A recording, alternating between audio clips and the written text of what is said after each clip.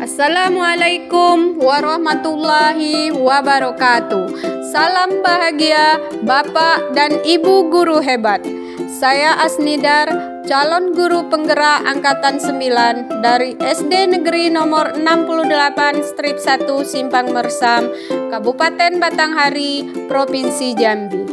Saya akan memaparkan kesimpulan dan refleksi pemikiran Ki Hajar Dewantara pada modul 1.1 dengan fasilitator Ibu Siti Maisyaro dan pengajar praktik Ibu Rati Hermiati.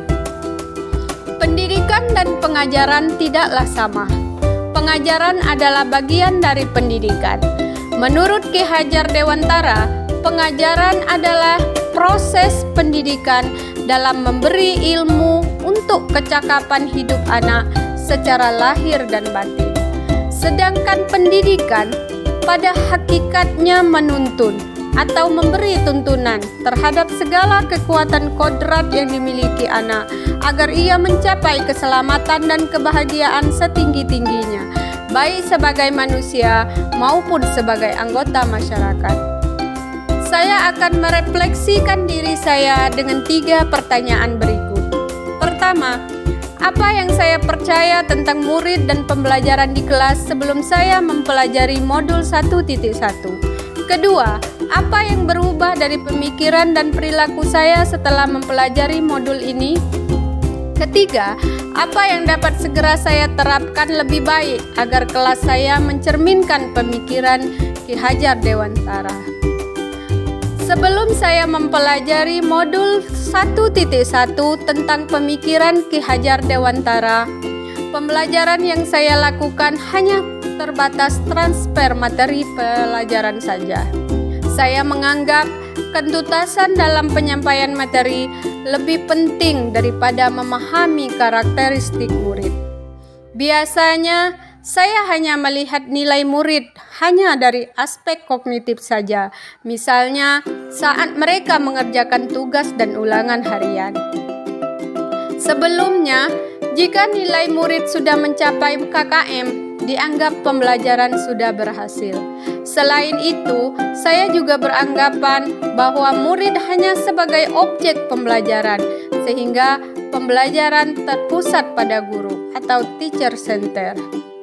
Sebelumnya, saya juga tidak mempedulikan apakah murid sudah benar-benar paham apa yang sudah saya ajarkan, karena fokus saya pada ketercapaian materi. Saya pun hanya meminta siswa untuk menghafal materi yang saya ajarkan tanpa memikirkan bagaimana cara materi tersebut dapat dipahami dengan sepenuhnya. Sehingga saya pun sering merasa gagal dan mengeluh jika banyak murid yang tidak tuntas setelah melakukan evaluasi. Namun, setelah saya mempelajari modul 1.1 tentang pemikiran Ki Hajar Dewantara, saya menyadari bahwa apa yang saya pikirkan dan saya lakukan selama ini tidak tepat.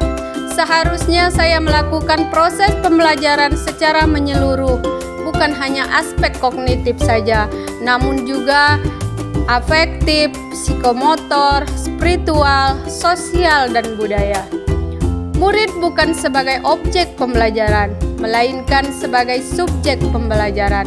Artinya, murid memiliki kebebasan berekspresi, mengemukakan pendapat, berkreasi sesuai dengan metode atau model pembelajaran dan media yang tepat. Guru seharusnya sebagai fasilitator dalam proses pembelajaran. Guru pun harus ikhlas, penuh kesabaran dengan segala ketulusan hati, agar terwujud pembelajaran yang menyenangkan dan berpusat pada murid. Selain itu, saya harus mempelajari karakteristik murid, karena setiap anak dilahirkan unik dengan kelebihan dan kekurangannya masing-masing. Saya harus menghargai setiap karakter murid, berikan mereka kesempatan untuk mereka tumbuh sesuai dengan kodratnya. Yang dapat segera saya terapkan dalam pembelajaran di kelas antara lain merancang pembelajaran yang interaktif dan menyenangkan, dengan melibatkan murid sesuai dengan metode student center dan menerapkan pembelajaran abad 21 sesuai dengan pemikiran Ki Hajar Dewantara, yaitu berpikir kritis, kreatif, komunikasi, dan kolaboratif. Mendesain kelas menjadi lingkungan kaya teks dan menyenangkan sesuai dunia anak. Pembelajaran tidak lagi menuntut, tetapi menuntun, karena tugas guru memberikan tuntunan atau arahan yang baik kepada murid. Selanjutnya, saya harus mengenali karakter dan latar belakang murid dengan menjalin komunikasi yang baik. Akhir kata, guru harus bisa menjadi teladan yang baik karena sosok guru digugu dan ditiru. Terima kasih. Salam guru penggerak. Wassalamualaikum warahmatullahi wabarakatuh.